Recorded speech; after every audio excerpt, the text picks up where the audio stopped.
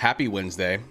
I just had a long day of writing code for my job, and I felt like going through some of the comic books that I bought recently. Some really cool stuff. When I say recently, I mean like relatively recently, but I found some really cool stuff at some places in San Francisco, California, also hunting at antique shops around North Carolina, some really cool Batman stuff. There's a Hulk book here, but I have way more than this, and I have some stuff that actually has quite a bit of value. We're gonna look at those comic books. I'm gonna throw them in the new bag and board so that I can sleep at night knowing that they're safe and not in these crappy bag and boards that, you know, I buy them in at these comic book shops. This one I got at the Heroes Con convention, so I got this one a long time ago, and this one I got in San Francisco at a comic shop that I was where I was hunting. So let's start with this one, 1974. So it's the Bronze Age of comics. The writer was Roy Thomas, and the artist, this is the reason I bought this book, is Herb Trimpe is the artist. Trimpe, actually, his name is actually pronounced Trimpe. So Herb Trimpe is the artist here. One of my favorite Hulk artists of all time. I think he's a really underrated comic book artist. Don't get me wrong, a lot of people know about him. He's on a lot of people's radar, but I don't think he gets enough, credit for how awesome I think his art is, and it's very Jack Kirby-esque, art. So, yeah, really cool. That's the main reason I wanted this. Also, it has Black Bolt on the front, and some of the other Inhumans here, and the Hulk fighting Black Bolt, which famously happens in World War Hulk, but he stands up to Black Bolt, which I can't believe. Shows you how powerful he is. This book goes for about $40 in high grade. Let's take a quick look at the inside.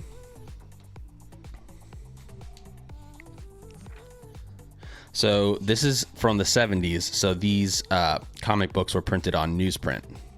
Oh, and look at this. This is the Hulk coming in from outer space, burning up on re-entry, it looks like. Oh, he's going into the moon probably, because that's where the Inhumans are. Yeah. Or I'm not sure. I don't know if they were actually, I'm not sure if the Inhumans moved to the moon at this point yet in the comics. But this is pretty awesome. Here comes the Inhumans to respond to the Hulk. These old ads are hilarious. So I love these. Let's see here. Hey, look, karate, judo, jujitsu. I don't know what the last one is. Anyway, really cool book. Let's throw that in the proper bag and board. This is gonna go in silver bag and board because they don't really make bronze ones.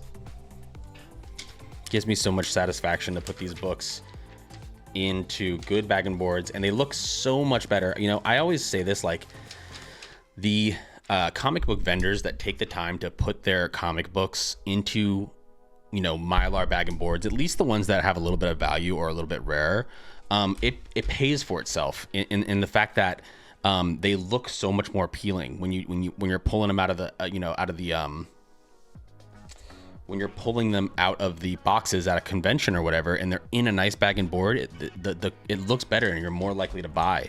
So, and I go to some booths and I get it. Like, they have a lot of inventory. It takes a lot of time. I get it. I've never had to do a crazy amount of bag and boarding, but I know some vendors do. They do it and they put their, books in good bag and boards. And some of them I go to and I'm pulling out these like rare books, and they're in such crappy bag and boards. You just have to like look past it and see if you still want to buy it. But anyway, there's that one. Now this Batman book is pretty cool. I love this cover. Let's see who I think the artist is Ed Hannigan. I want to say on this one. Let's zoom in on this a little bit here. Yeah, there we go. Now we got a nice big thing here. Batman. This is Batman. What is it? 367. All right, Batman 367. Let's see here. It is a key, $20 high grade. Lucius Fox appears as a white man in what appears to be an error by the colorist. Oh, we got to open this up and find that. Poison Ivy appears in an extremely skimpy costume. Okay, I guess we're gonna find that too. Let's see who the creative team was. Yes, Ed Hannigan is the artist. Great artist. He's an artist that I wish they did. And then Doug Mensch is a really good Batman writer. But Ed Hannigan is an artist that I wish did more comic books. I feel like there's like a limited amount of his work actually out there for people. And I'll be honest, this bag and board isn't as bad as the one that this one was in. So, but I for consistency, all of my like good books, you know, that have a little bit of value or have, you know, some significance, even if they're in a decent bag and board, I take them out and I put them in my own bag and board anyway. Okay, let's find these two things here. We got a white Lucius Fox and a skimpy Poison Ivy. Let's see what we got. All right.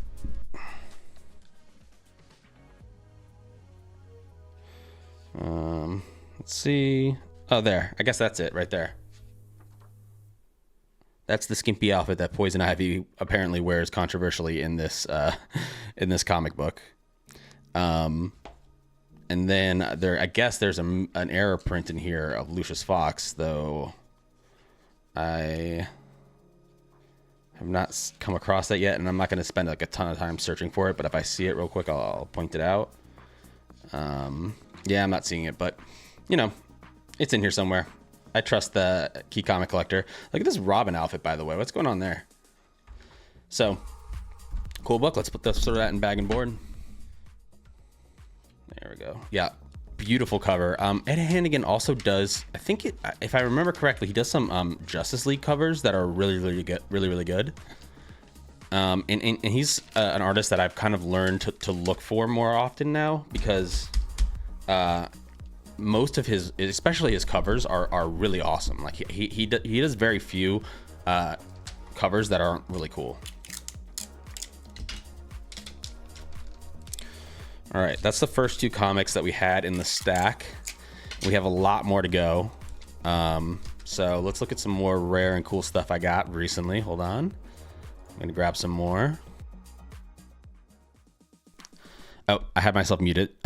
Anyway, what I was saying was that's the first two. So let's take a look at some more rare and cool books that are in my collection. So sorry that I muted myself there. Anyway, this one right here has some value, okay? This is Justice League of America, what is it, 22. Justice League of America 22, okay? Come on, give me the right one. Here it is. Okay, $475 in high grade, this book. 1963, that puts us in the Silver Age of comics. It's Crisis on Earth Part 2. That's the key. And it is Gardner Fox is the writer, great Silver Age writer, and Murphy Anderson is the artist. And I guess this Crisis on Earth kind of storyline is kind of like the first Crisis ever, but it's not really a Crisis event. It's only spanned a couple issues. And yeah, this book is just, you know, it's got a really cool cover. It's got a really cool historical significance. It brings together the Justice League of America and the Justice Society of America. If you remember, back in the day, the Justice Society and the Justice League came from two separate Earths. So this is the Green Lantern from Justice Society. This is the Hal Jordan Green Lantern.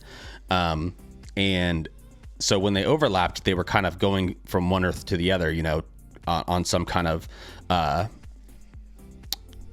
you know, mission or whatever. So really cool book. Like I said, this one can be really valuable. In high grade, $475. Mine is not high grade. As you can see, I have some stuff going on there at the top. You know, a lot of color breaking stuff. I wouldn't even call this mid. This is probably like, this is probably in the low range, low to mid. But yeah, Gardner Fox. I like Gardner Fox because, you know, Silver Age comic books are not the best reading material, if I'm being honest. Comic books have gotten a lot better in the years since they've first come out. Like, you know, writers have gotten better, artists have gotten better.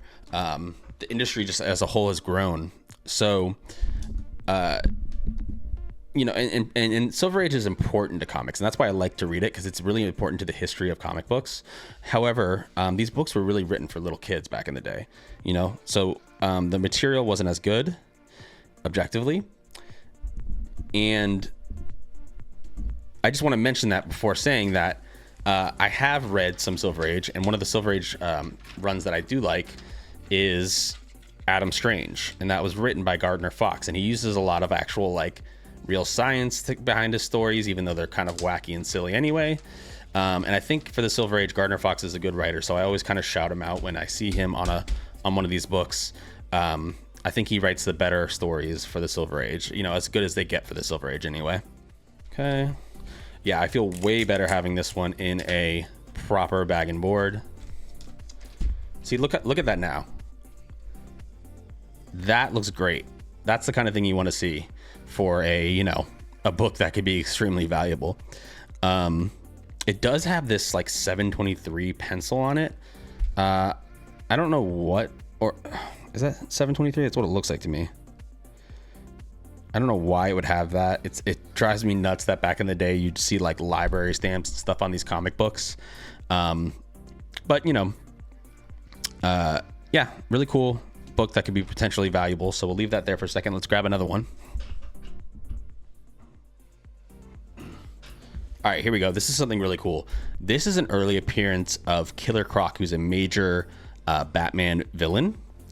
Who did the art on this one? Was this?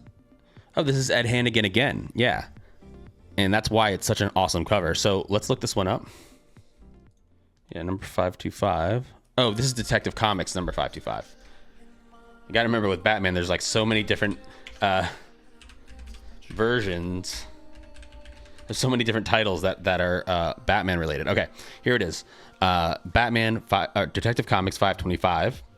$40 in high grade. Third full appearance of Killer Croc. First full appearance of Jason Todd. I'm actually really surprised this isn't worth more with it being the first full appearance of Jason Todd. Many sources cite Batman 357 as Jason Todd's first full appearance, even though his appearance is brief and he's not introduced by name. So I got to agree with that. Looks like there's a couple variants. Do I have one of the variants? I don't think I have the variants. What is this? This is a newsstand. Is mine a newsie? Oh, I think mine is a newsie. Hold on. Yeah, I have the newsstand. It's the same value. And let's see who the creative team was. Again, it was Ed Hannigan and Jerry Conway. Jerry Conway is a good writer. So, yeah, cool book. And you know, that's a big key. The first full appearance of Jason Todd. You know, Jason Todd is the second Robin. He's after Dick Grayson. And I can spoil this since this is so old at this point. He is famously unalived, so I don't get flagged, by the Joker. And they I think DC even had like the wow, this is, the condition here isn't great, but I think DC even had the fans vote on whether or not Jason Todd was gonna be unalived, and they voted that he would. I would have voted that too, because it's just cooler when things like that happen in the comics. It's crazier. It has bigger implications. You get a new Robin and stuff like that. There's Killer Croc. Third full appearance of Killer Croc. Beautiful Ed Hannigan art. Really awesome book from 1983. So I think it's kind of silly that they consider 1983 to be modern comic books. The Bronze Age of comics goes from... Oh, I guess that's technically the Bronze Age, because I think the Bronze Age goes to like 1985, and then after that is the modern. But we don't really have a name for the era that follows that. We just call it 90s or 2000s or whatever. You know what I mean? Like, we have gold, which is like everything before 1960. Then silver's 1960, or no, everything before 1955, I guess. And then silver's 1955 to 1970. Bronze is 1970 to like, I guess 85. Oh, I grabbed the wrong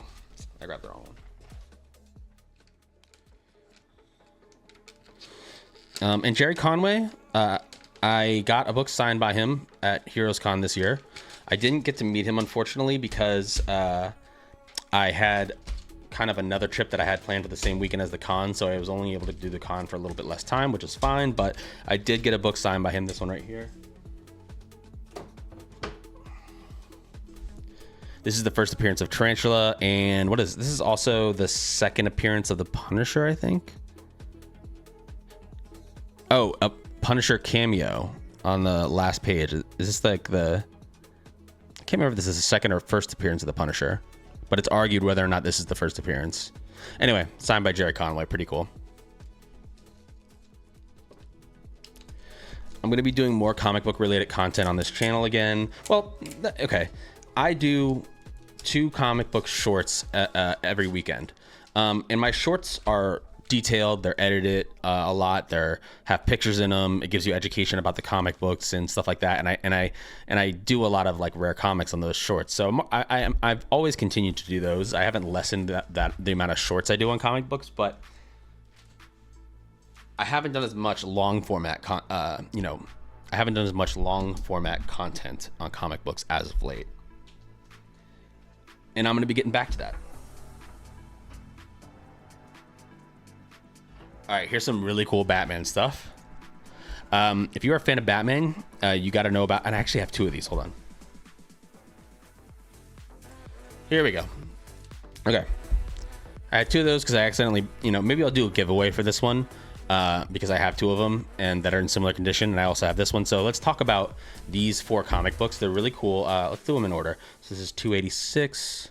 This is 294. So this goes first, and this is 334. Okay. So the artist on this book was Jim Aparo, who I think is one of the best Batman artists of all time. Jim Aparo. So these are, what are these? One of these from? Hold on, let me look. This is Batman 286. 286. Okay, 1977. So we're looking at Bronze Age comics. Jim Aparo is liked, but he's not talked about in the same vein as someone like Neal Adams, right? And don't get me wrong, Neal Adams is way more important to the history of Batman than Jim Aparo is. I can understand that. But I think Jim Aparo's art, and he came later than Neal Adams, right? Neal Adams is like, what is he, like late Silver Age, early Bronze Age kind of. But I love his art. I love Jim Aparo's art almost just as much as I like Neal Adams. Which is saying a lot because Neal Adams is like maybe the best Batman artist of all time. So I just think that even though Jim Aparo is on a lot of people's radar in terms of comic books, he doesn't get enough like love that I think he should. So I feel he's a little bit underrated. And just look at this. You got 2 Jokers fighting on a roller coaster here. It's kind of crazy. I have no idea what's going on in this issue. I have not personally read this one. Of course, this is from the 70s again. So we have newsprint. Modern comics are on such better paper, glossy, nice paper. But there's something special about these old comics that are on this like kind of, this like newsprint paper. It just makes them different. I have the what's it called? The Killing Joke, which is the most famous Batman and Joker story. And my wife got me the Absolute edition, and that has the whole story on like the nice new modern paper. But then as part of like just having that story like as close to the original rendition as possible, it actually includes the whole thing again in there on newsprint, which is so cool to have an Absolute. I actually have the Killing Joke right here. So this is the first printing, the first edition of the Killing Joke. This is the actual first printing in a 9.8. This is the most famous Batman story of all time. So hands down, this is the best Batman story. I don't know, maybe not the best, but the most famous, right? And it has big implications on the future of the character and stuff like that. And yeah, this has newsprint in it. And because this came out in 1988. So it's just cool to have that in the Absolute. I like that they included that. All right, let's take out these other ones. This is another really cool Jim Aparo cover. I just throw out all these bags and boards that I buy these books with. These are in pretty good condition. I think these 2 right here are in comparable condition. They both have this. What's interesting? I got these two in completely different states, and they both have a crease right here. That's so weird. But yeah, they both look pretty good condition. What is this one worth? That last one was $35 high grade. This one $294. Let's see what they say this one's worth. Like $20 high grade. This one. So nothing crazy here, but really cool. Awesome to have Jim Aparo art in my collection. Now this one, $334.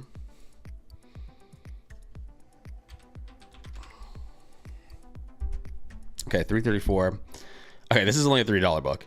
That being said, though, it has an early appearance of Catwoman on it. I love the old school Catwoman costume, and it's a Jim Aparo, cover. And we've got Robin. I'm not sure who that is.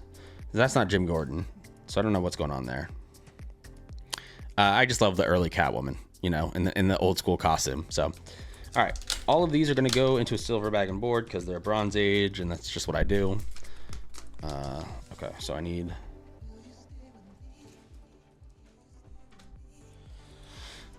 This is such a cathartic experience for me, just bag and boarding my comics. It's very calming for me, and it's just a good opportunity to look at some of these books, a little bit more closely when I buy them. And, because a lot of times you buy comic books and you don't even take them out of the bag and board that you bought them in, and you don't appreciate them. So I do like the fact that this gives me the opportunity to get a closer look at these really cool comic books from a really long time ago, and just talk about them on stream. All right, give Jim Aparo some love. And again, with Jim Aparo, like I said, he's not an unknown Batman artist or whatever. People know Jim Aparo, but they just don't they don't compare him they don't talk about him the same way they talk about Neil Adams, which I understand, but I still think he should be when people are listing best Batman artists, he should be in the conversation, in my opinion. And I don't remember how long his run on Batman was. That could be another thing that contributes to it, but I feel like there are a lot of really cool Jim Aparo Batman covers out there. I feel like he did it for a while.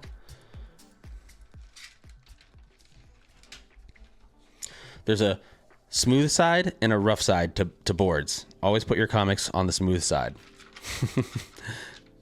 I don't know how much of a difference it makes, but I always do it that way. I'm very kind of anal about that. All right, let's get these taped up, and then we're gonna move on to some other really cool comic books in the collection. Like I said, I get this stuff from antique stores.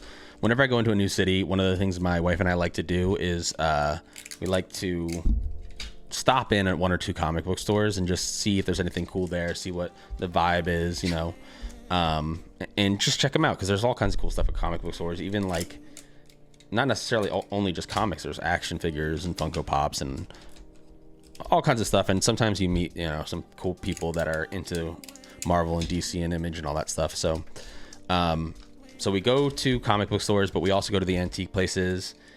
I never have found anything crazy good at an antique place. However, I will say this: I have found a book that came back pretty, with a pretty good grade, and I got it signed by the artist. This one right here.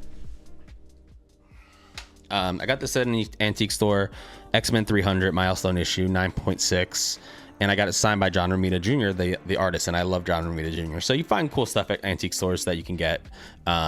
This cool 90s foil cover. Gotta love that. The thing is, nowadays, it's so easy to look up the price of comic books, and which is a good thing, because it's not good for a vendor to get screwed on accidentally not pricing a really rare comic book correctly, and then someone just walks out of the antique place with it for a few dollars. I'm not saying that I wish that happened. I'm just saying that it's much more unlikely that you're gonna find a really valuable book at an antique place, because it's easy to find out if you have a valuable book nowadays in comic books. So they don't end up there, or they're priced up how they should be. So garage sales, estate sales are better places, I think, to find those diamonds in the rough, decided to grab some Marvel books. Two really cool books here. I think this is another Herb Trimpe. I'll double check that. And then this is one of my favorite Todd McFarlane covers of all time. Todd McFarlane Spider-Man books are not rare, but I don't think that takes away from the fact that Todd McFarlane is maybe the best Spider-Man artist that there ever was. He's in the conversation. You got guys like John Romita Sr., my personal favorite Spider-Man artist. But for me, Todd McFarlane's at least in the top 3. And he revolutionized comic book art when he did Spider-Man and Hulk and all that stuff that he did for Marvel. So, I can't understate how great of an artist I think Todd McFarlane was and how important he was to comic books. Wow, what is this bag and board that they got this thing in? Jeez, this is why I take them out of these crappy bag and boards. Now, this goes into a modern bag and board.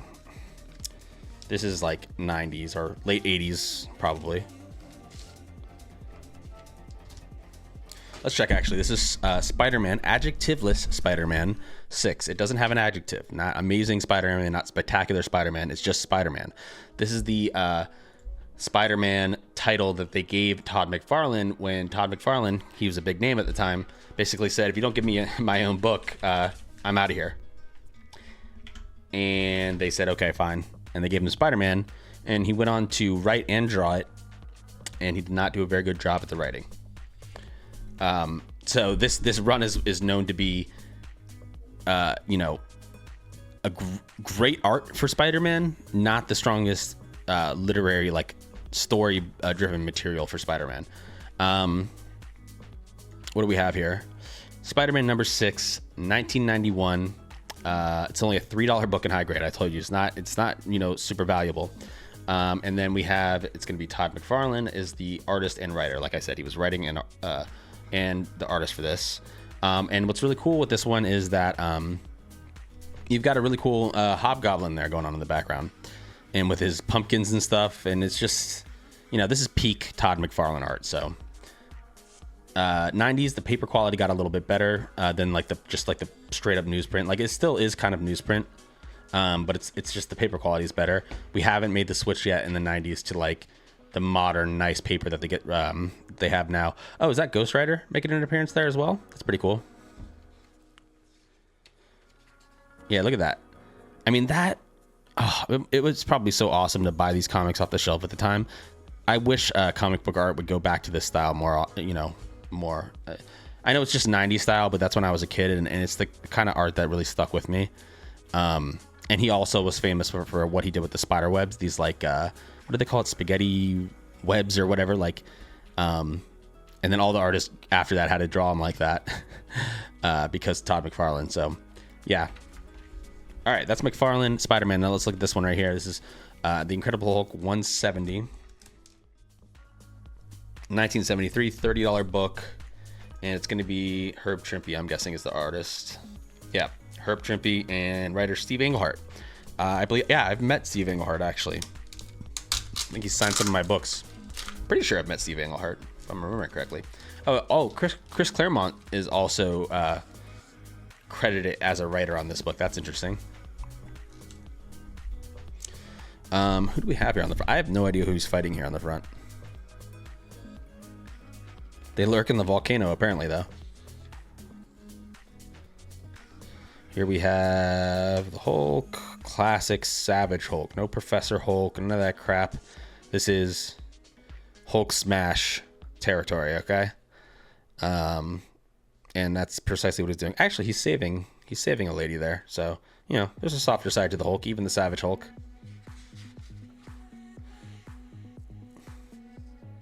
Oh man, I gotta read this one because I have no idea what's going on here. This interaction between the Hulk and this woman.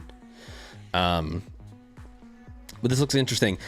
I gotta check if I gotta read the early Hulk. I have Hulk Silver Age omnibuses, and I'm not sure if this is in there. But I would love if I had an Omni. If they don't have an Omni with like the Herb Trimpe era of Hulk, they really need to make one. All right, so this is silver and this is modern.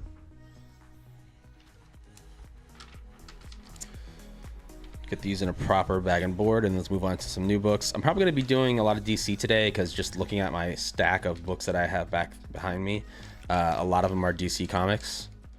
I love DC. I love old school DC stuff. And I think with the launch of the DCU, the proper DCU, hopefully we're going to get some books that really increase in value. I mean, this happened with a lot of things from Marvel. Characters, even obscure characters that came in to Marvel, but that were ended up in the MCU. All of a sudden, books that were worth nothing before were worth a lot of money. I'm trying to think of a good example in Marvel of like a character that, what's a character they brought in at Marvel that wasn't even that big of a deal? Well, I'll tell you this. One thing is Iron Man wasn't like the face of Marvel in the comics. Like, he was like a lesser Avenger, really, in my opinion, before the MCU, and they made him what he is. But no, there's characters that they brought into the MCU, I know that, or even, okay, let's talk about Marvel Rivals. Marvel Rivals, you have Jeff the Shark. At my comic book store, I asked about a book that was behind the counter the other day for like hundreds. And the guy goes, yeah. And I was like, cause like, I know what most of the big keys look like just from collecting comic books for years and years. And I said, like, what is that book? Why is it worth hundreds of dollars? And the guy at my comic book shop was like, it's the first appearance of Jeff the Shark. And because of Marvel Rivals, he's a popular character in that game. Boom, that's now that comic book that could be sitting in, someone might have 10 copies of that book and it's sitting in a box up in their attic, and they don't realize they have thousands of dollars worth of comic books. So it's just crazy how that works. And I'm hoping that we'll have that same effect on the DC comics when we start getting in some, like, for example, Mr. Terrific, awesome character. His first appearance is worth a lot. He's not a minor character really in DC, but he's not up there with some of like the big players in DC. But he was in the Superman movie, and if people really like him, and I loved him in the Superman movie, and I told everyone to watch out for Mr. Terrific because I knew he was going to be awesome. I love that character, and he gets really popular. All of a sudden, those are going to be comics that are going to be worth a lot more, and so it could really increase the value on some of his comics, which would be awesome.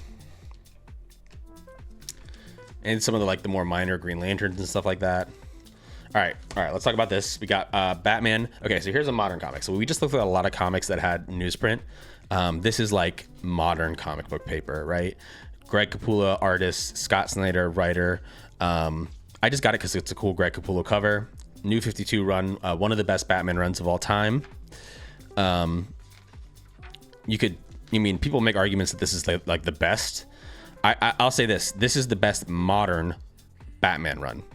If you want to read a modern comic book and you want to read Batman, which you should because he's the best superhero, and yes, I will say that straight up, then this is the best run to read. Even the colorist does a great job in here. And Greg Capullo is like one of the greatest Batman artists of all time, and Scott Snyder is one of the best Batman writers of all time. So it was a dream team, and it came together for this absolutely amazing, spoiler, amazing run. I cannot hype this up enough. So New 52 Batman, if you want to read the best Batman run, the best modern Batman run. Court of Owls is maybe the best Batman arc ever. One of the best modern Batman arcs ever. All right, here we go. We got Thor number 2. Okay, because this is a renumbering, obviously. And this is going to be from, what is this? It's Dan Jurgens is the writer, and John Romita Jr. is the artist. Let me look this one up. Thor 2. I want to say in the 90s. Would be my guess. Yes, I'm right. 98.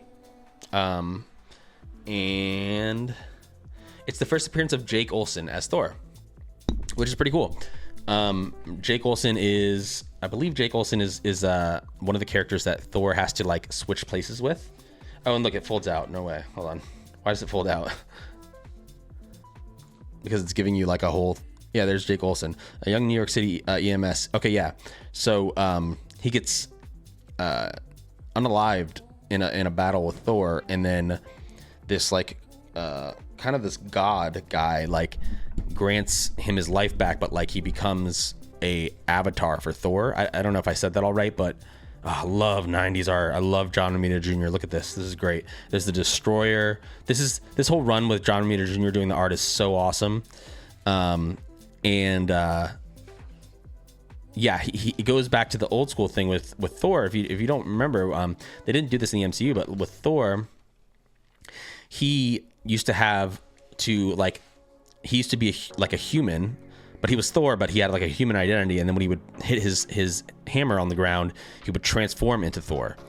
And they did away with that after a while, but they brought it back in here. And it's an interesting part of the story. So that's really cool. It's a cool book. Awesome. I have the omnibuses for the Dan Jurgens Thor. I think they're great. Really awesome, 90s comic book run. Now here, this is a really old book. Actually, how old is this? What is this? The World's Finest. This is an annual? No, World's Finest 246. Let me see how old this is. Okay, this is, Bronze Age, 1977. It's the first appearance of Baron Blitzkrieg. I don't know who that is, but what makes this book really cool to me is that the artist is Neal Adams. Oops, I can't highlight it for some reason. There you go. Neal Adams is the artist. Bob Haney writer. Really cool book. Really cool cover. World's Finest, obviously, if you don't know, is a combination. It's a team up of Batman and Superman. I don't know why is this like Superman in a version of Superboy here or something? I'm not sure what's going on here, but you got Wonder Woman there and you've got Batman, and it's all drawn by Neal Adams. And this is an 80 pager. So 80 pages of Neal Adams art is like, yeah, sign me up. Where do I sign up for that? Awesome. So 3 awesome books. So we're gonna do Silver, Modern.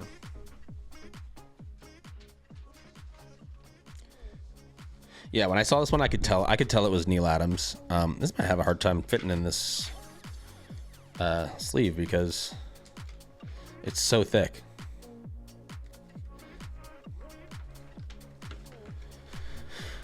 So yeah, I mean, look, if you're a comic book collector, just buy books that Neal Adams did the art. Just do it.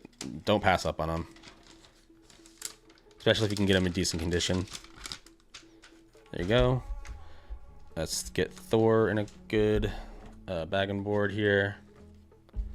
Do I even need to put this in a Mylar bag and board? I don't know if I need to put this in a Mylar bag and board. I'm going to do it anyway since I already pulled it out. It's like 98 is like a little bit. I don't typically put books from that recent in Mylar bag and boards unless they're like really big keys. And actually, I'm not going to put this one in a Mylar bag and board. I don't think I'm gonna put this one in either. Well, I'll put them in. I've already got the stuff out and I have plenty of them, so. All right, so we got Batman, a Thor, and a World's Finest. Let's see what other comic books we can pull out here. Talk about them and put them in bag and board. If I can get these things in their freaking sleeves. There we go. All right, let's tape these up real quick. A lot of people, I used to do like TikTok standing in front of my omnibus shelves, which I'm not gonna lie to you, I'm gonna brag here. I don't care. They're very impressive. I have a ton of omnibus, hundreds, excuse me. And people like when I did those streams, a lot of times people would just like ask me like, what's the best place to start reading this character? Or what's the best, Spider-Man run or this or that? And whenever they ask about the best Batman run, I always say New 52 Batman, Scott Snyder, and Greg Capullo. This one. And then best Thor run though, that one I would have to say maybe Walter Simonson is a good one to recommend to people. It's a kind of more modern. It has the first appearance of Beta Ray Bill. It has a bunch of like significant firsts in there, I think, in Walter Simonson's run. Plus, Walter Simonson is an amazing artist and writer, so it's just great to read a comic book done by someone so talented.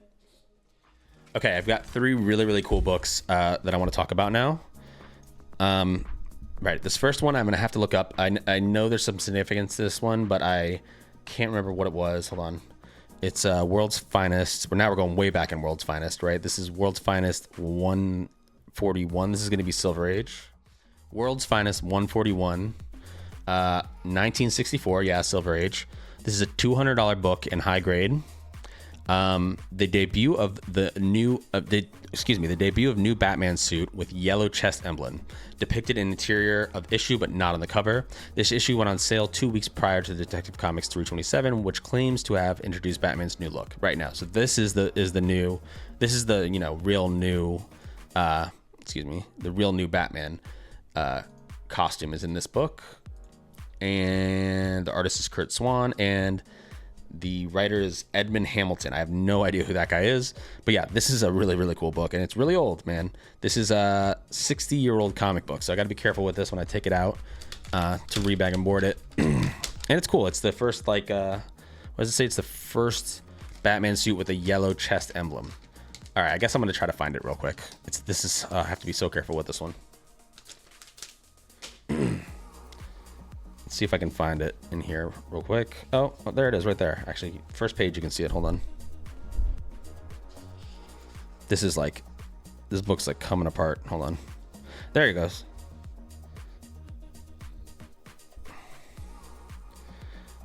Yellow chest emblem. That's what makes this book worth $200 in high grade. So that's pretty cool. I'm going to get this one right into a silver bag and board.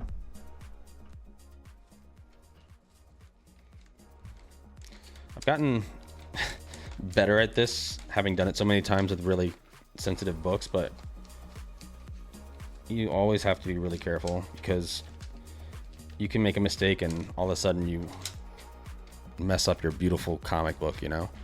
All right. That is nice and safe. This one I was hunting for at the con because it's a really cool cover. And who did this cover? This is Marvel Team Up. I know who did this cover. Wait, who did this cover? Oh, it's John Romita Sr. Of course it is. Oh, man. One of my favorite artists of all time. And that's why it's so awesome. I love how he draws Kang the Conqueror here. Here, let's get it out of here. All right. So, beautiful John Romita drawn cover. Awesome. Human Torch, Kang the Conqueror is awesome. Spider-Man. I love the old school logos that were like, they usually had like a gradient in them, and they had this like a stroke outline as well. I always love when I see those, you know, those old school like Silver Age kind of logos. Like Adam Strange had one too, or Mystery in Space, I should say. But yeah, I just for the cover I wanted this. I don't know that much about the. Yeah, it's a key because it's a cover art featuring Kang the Conqueror, and it's worth about $55 in high grade. Mine has this like bluing at the top. Like I don't know why the pages at the top are blue. It's like blue ink there at the top, and although this is like a mid-grade comic at least, not high grade but probably mid. So really cool. Let's get that in a silver bag and board. And you know, even though it's a long time from now, I'm probably gonna do some streams where I look through different kind of comic books that I want to hunt for in the future. And he'll be one of the artists like where I just look up stuff done by him and kind of look in that category to find books that I want to try to collect. All right, and then we have the New Teen Titans. This I don't think this has like. Here, actually, let's double check this. But New Teen Titans 23. So New Teen Titans is like the best Teen Titans run there ever was. Marv Wolfman and then George Perez. And George Perez is one of the best artists of all time. I have a George Perez signed book. This is Crisis on Infinite Earths, issue number 1, the most important event to ever happen in the DC universe. And it's signed by George Perez, one of the treasures of my collection. Anyway, yeah, can't go wrong with George Perez art. I kind of like, you know, same way I was talking about Neil Adams. If you see Neil Adams art, buy it. If you see George Perez, buy it. He's more modern, of course. So he's done. You know, George Perez is also extremely prolific artist who worked on a lot of different stuff. So there's a lot of his art out there, which is a great thing. And this is number 23. Okay, so this is the first full appearance of Blackfire. Okay, that's awesome, actually.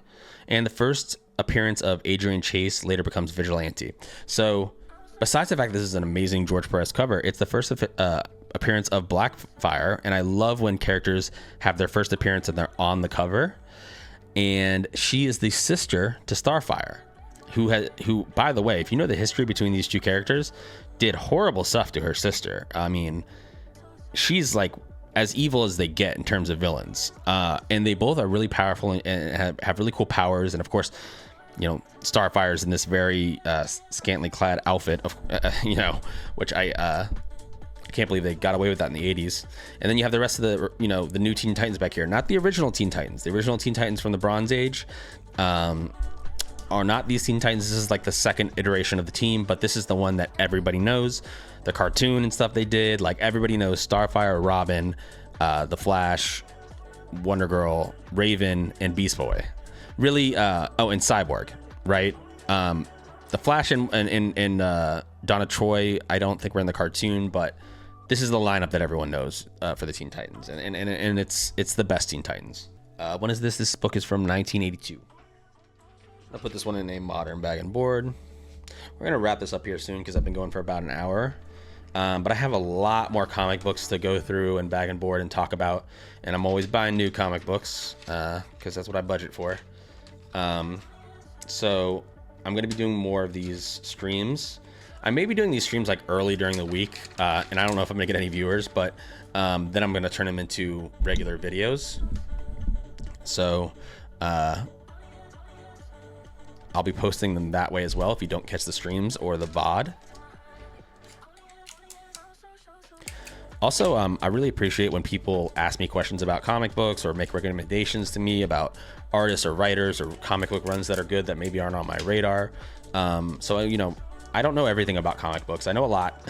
I know much more than your average person, but I'm always finding out cool new stuff that I didn't know from other people in the community. So I really appreciate it if you comment or, if you comment and just let me know about what your thoughts are on the comic books, other things that I should be looking for and trying to collect.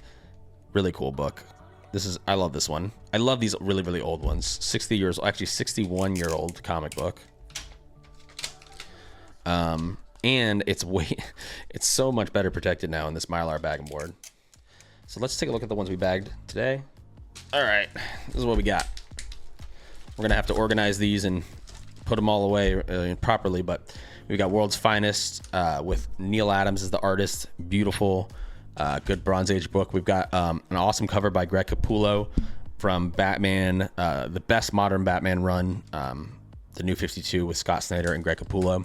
We've got this awesome cover done by John Romita Jr. during the Dan Jurgens and John Romita Jr. as the artist run of Thor.